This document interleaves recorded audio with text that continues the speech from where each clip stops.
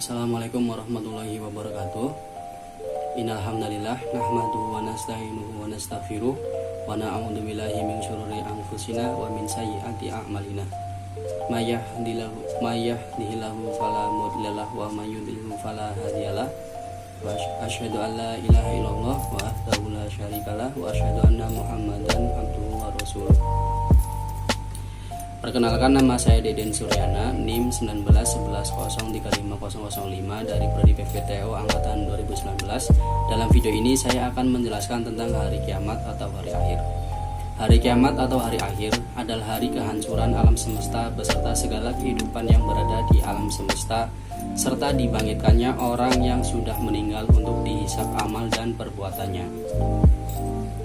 Pada dasarnya, kiamat itu digolongkan menjadi dua jenis, yaitu kiamat kecil, kiamat sugro, dan kiamat besar, kiamat kubro. Pada kehidupan sehari-hari, mungkin kita pernah melihat bencana kiamat sugro, namun kejadian ini seringkali kita dianggap tidak serius, sehingga banyak yang tidak menyadarinya. Akan tetapi, kejadian ini merupakan peringatan yang telah diberikan Allah Subhanahu wa Ta'ala kepada manusia agar manusia bertaubat dan kembali ke jalan yang benar.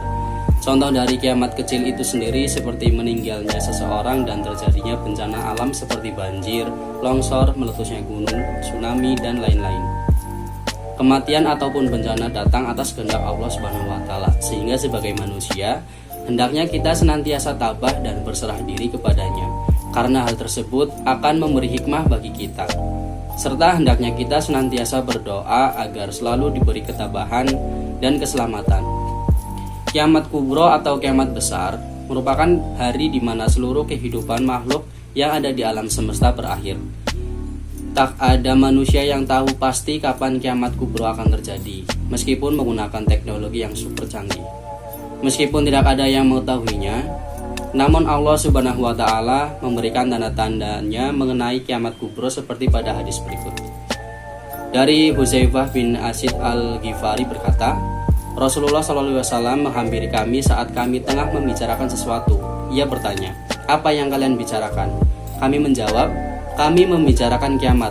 Ia bersabda, "Kiamat tidaklah terjadi sehingga kalian melihat 10 tanda-tanda sebelumnya." Rasulullah menyebut kabut, dajjal, binatang ad-dabbah, terbitnya matahari dari barat, turunnya Isa bin Maryam alaihissalam, Ya'juj dan Ma'juj, 3 gerhana, yaitu gerhana di timur, gerhana di barat, dan gerhana di Jazirah Arab. Dan yang terakhir adalah api muncul dari Yaman mengiring manusia menuju tempat perkumpulan mereka. Tanda-tanda kiamat kubro itu sendiri seperti munculnya Nabi Muhammad dari wafatnya, waktu berlalu lebih cepat, perang dan pembunuhan merupakan hal yang wajar di antara manusia, pencurian, penipuan, skandal dan perzinahan merajalela, munculnya bangunan-bangunan yang besar, minuman keras menjadi hal yang populer, padang gurun Arab menghijau, pengembala kambing dan orang yang beralaskan kaki berlomba-lomba membangun gedung tinggi, muncul bangunan-bangunan yang dibangun di Mekah lebih tinggi daripada gunung di Mekah, dan invasi orang-orang berkulit putih dengan mata sipit dan berwajah lebar memakai sendal bulu.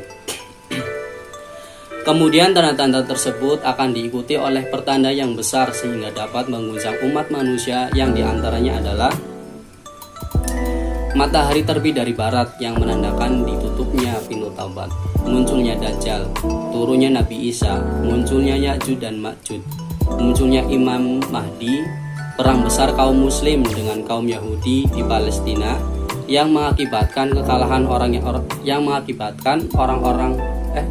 orang-orang Yahudi, kematian Isa al-Masih dan Imam Mahdi, munculnya Dabat al-Ard, serangan terhadap Mekah, dan angin lembut yang mengambil jiwa semua orang muslim.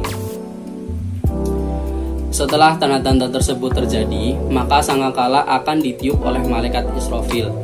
Trompet pertama dari sangkakala akan mematikan semua manusia di bumi, dan trompet kedua akan menandakan kebangkitan manusia yang kemudian akan dihisab amal dan perbuatan mereka. Ada sekitar 19 ayat yang menyandingkan iman kepada Allah Subhanahu wa Ta'ala dengan iman kepada hari kiamat. Hikmah terpenting di balik penyandingan dua jenis keimanan ini adalah menanamkan keyakinan dan kesadaran akan adanya sanksi dan penghormatan, reward and punishment dari Allah di balik semua amal perbuatan.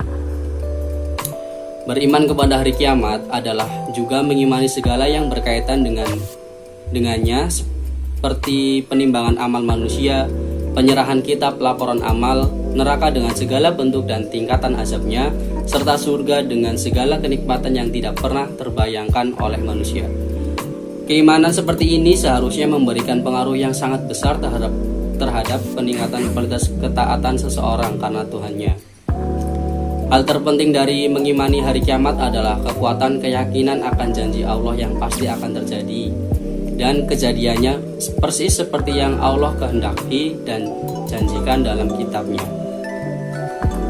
Sungguh beruntunglah orang yang telah mendapatkan hidayah mengimani hari kiamat. Perbuatannya akan menghindarkan dirinya dari memakan harta orang lain secara zalim, terjauhkan dari menikmati segala bentuk kesenangan yang diharamkan, karena ia telah memiliki kesadaran bahwa semua itu akan dipertanggungjawabkannya di hari yang setiap orang sibuk dengan urusan mereka sendiri di hadapan penciptanya. Beriman kepada hari kiamat juga akan menimbulkan sikap optimis sekaligus motivasi bagi orang-orang yang dizalimi di dunia ini. Karena mereka yakin, meskipun orang yang zalim karena kekuasaan dan hartanya dapat terhindar dari kezalimannya di dunia, tapi yang pasti tidak akan terlepas dari keadilan Allah Subhanahu wa taala pada hari pembalasan nanti. Sekian materi yang dapat saya sampaikan, kurang lebihnya saya mohon maaf. Semoga kita selalu dalam perlindungan Allah Subhanahu wa taala. Wassalamualaikum warahmatullahi wabarakatuh.